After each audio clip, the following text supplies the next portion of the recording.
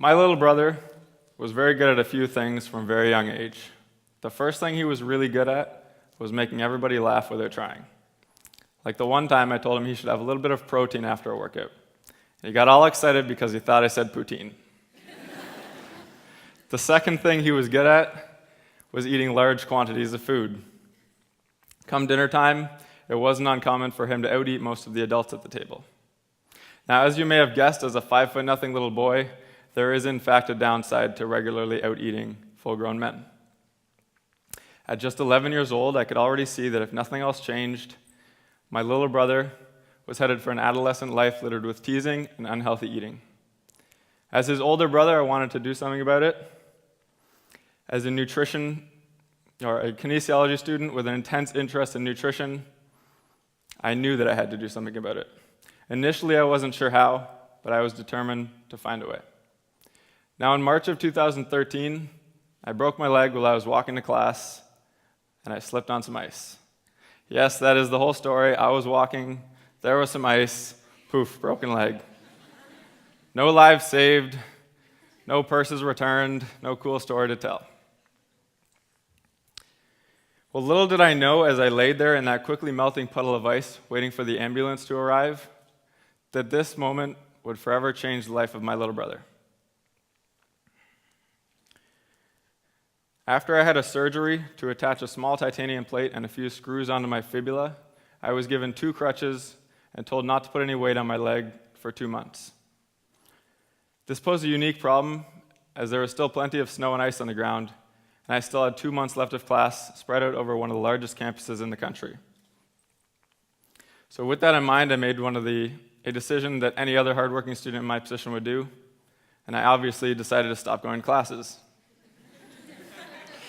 Now, with all this free time from studying at home, I had finally figured out how I was going to help my little brother. I knew that what he needed to do was very simple in theory, but very difficult in practice. What he needed to do was change his eating habits. From experience, I knew the things that he needed to change and the things that he didn't. The problem was that communicating this through somebody else would most likely just end up like the childhood game of telephone.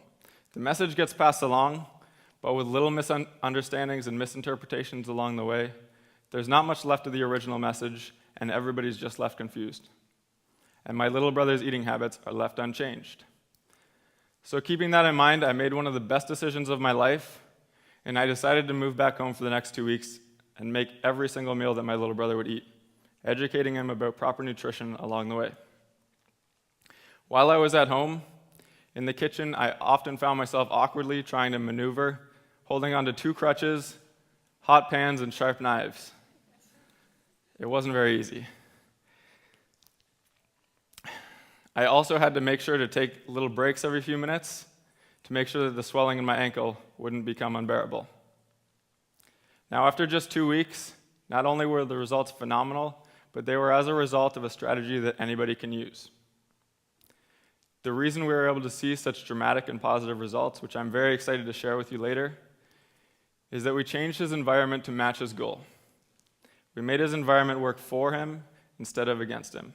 This simply meant replacing all of the bad options with healthy ones. Making this uncomplicated adjustment enabled us to easily transform his nutrition from the standard American diet, ironically referred to from its acronym SAD, to wholesome and nutritious without a hitch. Because of the planning, this wasn't the least bit difficult to do. When you remove the unhealthy options, wholesome and nutritious food becomes both Plan A and Plan B. The beauty of this solution is that it takes willpower almost completely out of the equation. Quite simply, if it's not there, you can't eat it. An added bonus to this strategy is that if there's no chips on the counter calling your name, it's likely that you'll just forget about them and completely avoid the feeling of deprivation all at once.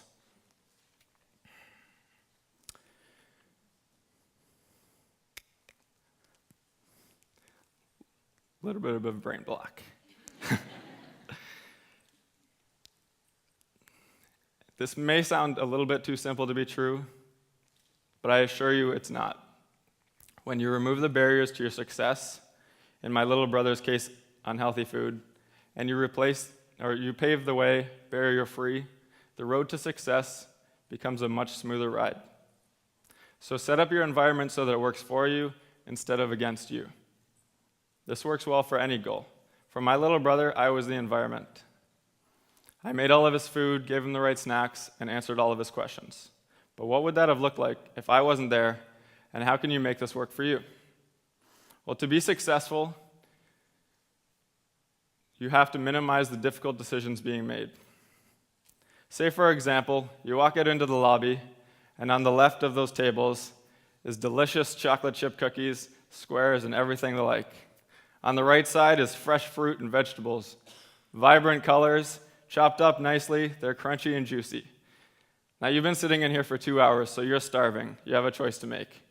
Should you choose option A on the left, or should you choose the wholesome, nutritious broccoli on the right?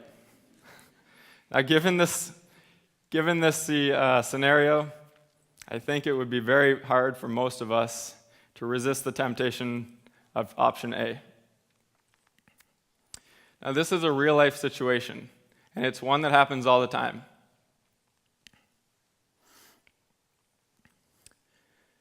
It's very important because of that reason.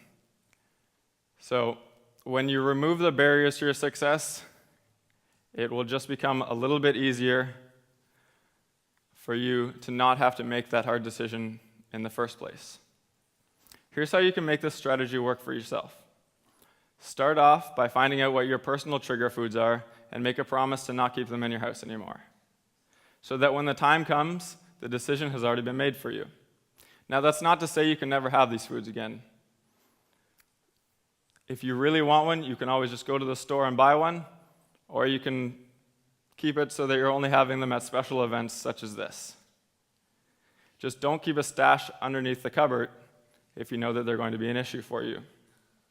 That's how you make your environment work for you instead of against you. That's how you make healthy eating the default and not the exception. So if you have a personal goal of eating better, go home, find all of your junk food and a neighbor that you're not particularly fond of, and give it all to them. The basis of this strategy worked for my little 11-year-old brother, and it can certainly work for you too. Let me just finish off by sharing the final results of my little brother's lifestyle change. Let me also just point out that I had one main rule that I wanted to follow with the change. At no point did I want my 11-year-old brother to feel hungry or deprived. Here's how that worked out.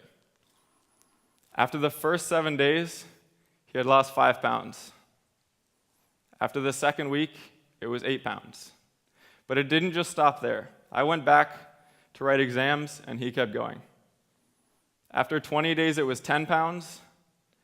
And by 36 days, he had averaged half a pound a day to top it off at 18 pounds lost.